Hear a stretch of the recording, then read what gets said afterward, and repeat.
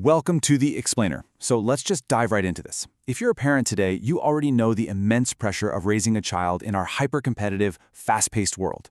We constantly feel this overwhelming urge to intervene, to teach, to protect, and to prepare our kids for absolutely everything. But what if I told you that doing literally nothing in the heat of the moment might actually be the greatest tool you have for your child's long-term success? Today we're going to explore a really fascinating paradox from Japanese parenting culture. We're looking at how doing less in the moment actually helps children achieve so much more in the long run, and how we can encourage calm, balanced growth instead of constant pressure. Okay, picture this scenario for a second. Your 5-year-old reaches for their cup at breakfast and, oops, over it goes. Juice is rapidly spreading across the table. Be honest with yourself. In the 3 seconds it takes for that puddle to form, you are probably already out of your chair, paper towel in hand, wiping it up and saying, "It's okay, accidents happen," right? It's an automatic rescue reflex. We all have it. But that split-second reaction unintentionally teaches a child something we never, ever meant to teach them. It teaches them that messes are your responsibility, not theirs, and that when something goes wrong, a rescue will just automatically arrive. Section 1. The Parenting Rescue Reflex. Why doing less achieves more. So this modern, kind of hyper-involved parenting style we've adopted often misinterprets a child's struggle as an outright crisis. When your child is frustrated by a math problem or struggling to pack their backpack, your nervous system interprets their grunts and sighs as true distress. But here's the thing, struggle isn't danger, it's development. By jumping in to solve the problem, we're actually costing them crucial neural development. We're basically doing their brains push-ups for them. And this brings us to a beautiful Japanese concept called mimu. Mimu is the practice of calmly watching over a child to let them realize their mistake on their own. Instead of jumping up with that paper towel, a Japanese parent might simply look at the spill and quietly say, "The juice spilled," and then nothing. Just 5 seconds of silence. In those 5 seconds, the child experiences a profound moment of self-realization, which is called gizuki. Those 5 seconds give the child's prefrontal cortex the space to activate, assess the situation, and actually decide to solve the problem themselves. And this brilliantly illustrates the stark difference in outcomes. With the typical Western approach of immediate intervention, a child essentially learns that life just happens to them, and they are completely dependent on others to fix it. But with the Japanese mimu approach, just a simple 5-second pause, the child shifts from being a passive recipient to an active problem solver. This brief period of what neuroscientists call productive struggle builds lifelong frustration tolerance. And honestly, that is one of the absolute strongest predictors of both academic success and emotional resilience later in life. Section 2. Connection through silent presence. Calming the storm without words. Now, a spilled drink is one thing, right? But what about a full-blown meltdown in the middle of a crowded grocery store? That is incredibly painful and stressful for any parent.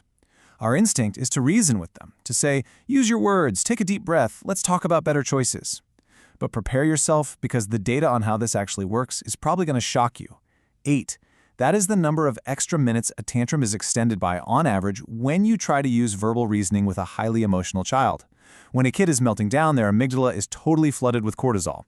Their prefrontal cortex, the logical part of the brain, is just entirely offline. Trying to reason with a flooded nervous system is honestly like trying to teach algebra during a fire drill. Your words simply cannot be processed. To put that into perspective, a 15-year study at Tokyo University revealed something truly mind-blowing. The average duration of a tantrum for parents using the typical method of verbal reasoning was over 7 minutes. Over 7 minutes! But for Japanese parents using silent presence, the tantrum resolved in an average of just 63 seconds. Doing absolutely nothing verbally works over 70% faster than trying to reason with them. So, what's the secret behind this 63-second resolution? Well, it's a cultural concept known as amai. Amai is a form of emotional dependence that emphasizes close physical presence way over verbal correction. Instead of standing back and telling a child to use their words, Japanese parents lean into skinship. This is physical closeness that literally releases oxytocin, the love hormone. By sitting silently with a steady breathing pattern right near the distressed child, your calm nervous system actually co-regulates theirs. So let's talk about how you can actually put this into practice today. Step 1, stop talking. When the emotion hits its peak, literally just close your mouth and breathe. Step 2, physical anchoring. You want to lower your body down to their level and offer a steady, warm hand on their back or shoulder. No rapid patting, just calming stillness. And step 3, Allow for emotional completion. Let the tantrum peak and pass naturally without trying to interrupt it or magically solve it. Look, I know the silence will feel agonizingly awkward at first, for sure, but what you're doing is teaching your child that their big, scary emotions are totally survivable and not emergencies that require a rescue. Section 3. Shitsuke and Productive Struggle. The Basting Threat of Control. Okay, so we've talked about handling messes and meltdowns, but how does this philosophy translate to everyday discipline and raising capable, independent human beings? Well, it comes down to safely releasing control. In Japan, this is achieved through shitsuge. Shitsuge is an approach to upbringing focused entirely on gentle, consistent instruction and daily routines, rather than reactive punishment. Think of it as an anticipatory mindset. Instead of waiting around for a child to misbehave and then punishing them, parents establish incredibly clear expectations and model calm behavior in advance. This prepares the child to eventually manage themselves. I absolutely love this description from researcher Nobuko Uchida. She explains that discipline acts like a basting thread in sewing.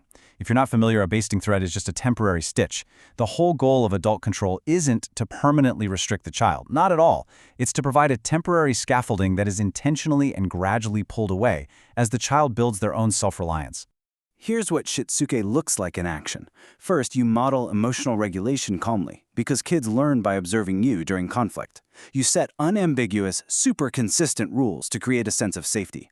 When a child does act out, you view it as a missing skill to be taught rather than a bad act to be punished. You involve them in daily chores early on, and crucially, you gradually remove your supervision. This deep, collective commitment to training and safety is exactly why you can see children as young as 6 confidently navigating the massive Tokyo subway system entirely alone. It's wild, but it works. Section 4. Building Resilience Through Effort. The Power of Yet. So, we've built an independent child who can handle their emotions and their environment. But what happens when they face a truly difficult academic or life challenge? How do they avoid just throwing their hands up and giving up? The answer lies in a really profound difference in how we frame success. Now, what's really interesting about this is that in the West, we frequently praise innate talent. We tell kids, wow, you're so smart, and we wish them good luck right before a big exam. But in Japan, the focus is squarely on effort. Before a challenge, they say, "Ganbatte," which translates to do your best. Praising natural ability actually limits a child. It basically tells them they either have the magic gift or they don't. Praising effort, on the other hand, empowers them with the belief that their potential is absolutely limitless, as long as they're willing to work for it. This mindset is perfectly captured in the famous Japanese proverb, Nana Korobi ya Oki, which means fall down 7 times, get up 8. It's all about grit. And you can implement this in your home right now by simply adding one tiny word to your child's vocabulary, the word yet. When they get frustrated and say, I don't know how to do this, you just reply, you don't know how to do this yet. It's a game changer that transforms their productive struggle into a pathway to limitless capability. Section 5. Discovering their unique ikigai. Finding purpose without the pressure. Let's pull back to the macro-level view of your child's future for a moment. Modern parenting is so often haunted by this deep fear of academic burnout and career confusion. We push them so hard to succeed, but at what cost? The ultimate counter to our loud pressure cooker hustle culture is a concept called ikigai.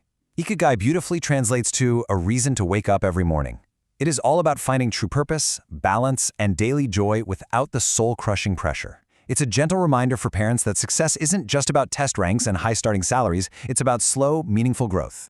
So how is Ikigai actually constructed? It essentially lives right at the intersection of 4 key pillars: what you love, what you are good at, what the world needs, and what you can be paid for.